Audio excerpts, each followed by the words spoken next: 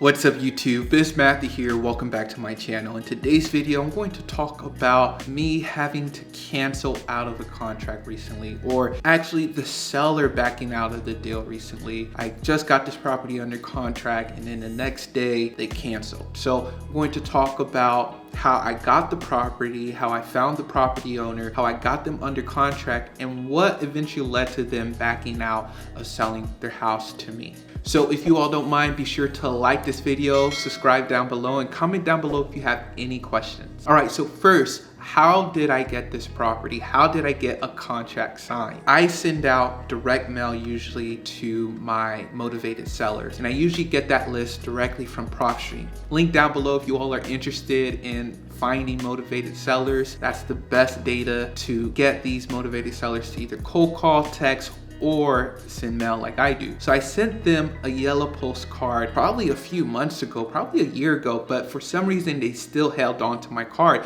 That's why I like postcards, because a phone call, people can easily ignore them. It's not like people save phone calls like months or years later, but a postcard, someone can easily save and pack it away in a box somewhere so they can look back at when they need it. And so that's what happened with this particular seller. So they called, they were like, hey, I've been thinking about selling my property, please call me back. So I called them back. Essentially the conversation was, hey, I'm an older person. The guy was 85 years old. He has 2 acres worth of land. He lives in a double wide manufactured home, really good property, nice area, everything's in great condition, even the manufactured home, but he's just wanting to downsize, right? He has some medical bills that he needs to take care of and just some other bills. And so I was like, this is a deal. I truly believe this is a deal. And so over the phone, he said he wanted $100,000 for this property, which is good because honestly, the property didn't need any work and I could sell this property on the market for $130,000 directly on the MLS. And so what I did, I went to see the property, talked with him. I didn't name my price over the phone, even though he said $100,000. I was all like, I don't know, but let me go out. Are you available sometime tomorrow? I was like, okay, let me go. So I went there the next day at 10 a.m. And the funny thing is about that day, it was raining, it was pouring. And I was actually thinking maybe I should reschedule this because the house was probably 35 minutes away.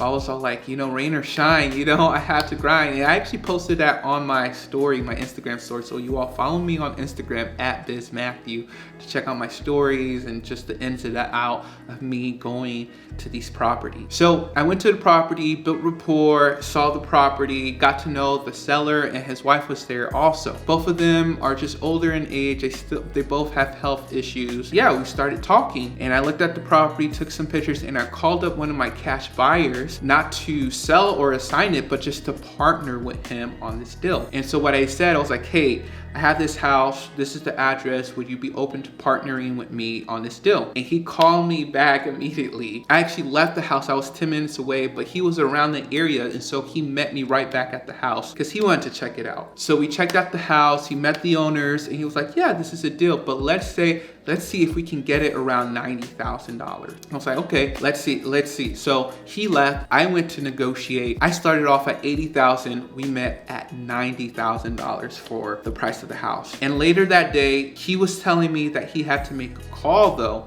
before he accepted it, and then later he called me and accepted it. But what happened, his issue was he was in bankruptcy. He just had to make sure his lawyer was aware that he's selling the property and that the money had to go towards, paying off that bankruptcy before he can actually receive cash. And so he was just trying to get that squared away. So totally fine, everything's good, and we got the paperwork for that, and we met back later at the house, to sign the contracts for this particular property. This guy he's an older guy, he's 85 years old. He does have a little bit of health issues and everything like that. But my cash buyer, my partner on this deal, we came together. He brought like an official, because he is a licensed real estate agent, but he acts as an investor a lot of times. And so he brought like an official real estate contract, not just like a simple one-page one because of the bankruptcies and different things. We wanted something a little bit more official. And so we got that contract to bring to him. And so we sat sat down on the table, we discussed the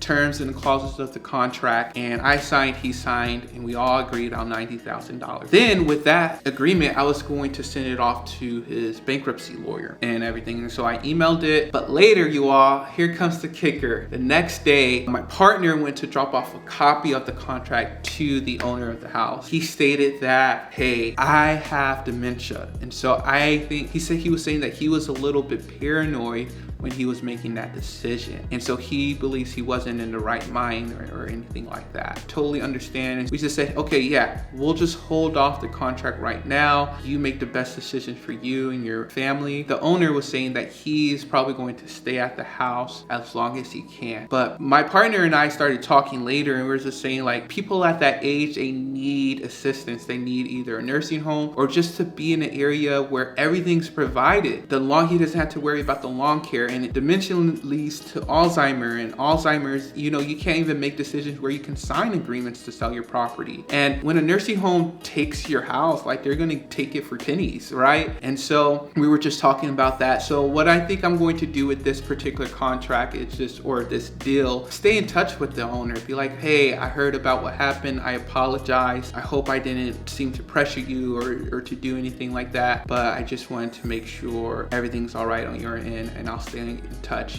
This is my number, call me anytime. That's what happened. So essentially, I got this contract by sending out mail from a list from PropStream, and I got a call months or even years later. I think I sent him probably a postcard last year, and he called me this week about it. That's how I got it under contract. It was a manufactured home, and it's crazy. This market is absolutely crazy. My partner was saying that he never imagined that he would be happy to get a manufactured home for $90,000, right? But it was in great condition. The yard was kept and everything, but that's just the market. So got the property on a contract that way for $90,000. We were going to just sell it as is around $130,000 and just split that. I get 20, he gets 20. And then what happened? Why did it cancel? Well, the owners just said, hey, I don't believe I was in my right mind. I have dementia. I don't think I was making the best decision. I was a little bit paranoid. So they canceled the deal. So what am I going to do? Like I told you all, just stay in touch with them, call them back, see if there's anything I can do to help them. And I bet when they were looking for other apartments, they saw that it was pretty tough to find another apartment, especially in this market at a decent price and everything. But he understands. He doesn't know how many more years he has, but it's still good to have enough money where you could pay monthly rent, because monthly rents for a place that he's looking for will probably cost anywhere between $800 to $1,200. So that's what happened. I just wanted to document for you all this business, that sometimes you get in contracts and the seller backs out, and what to do in that situation. And don't take it personally, and always have leads in your pipeline and deals ready to go so you won't be so heartbreaking when deal falls apart. All right, you all. So I hope you all really enjoyed this video. Be sure to like, subscribe, comment down below, and I'll talk to you all later. Peace.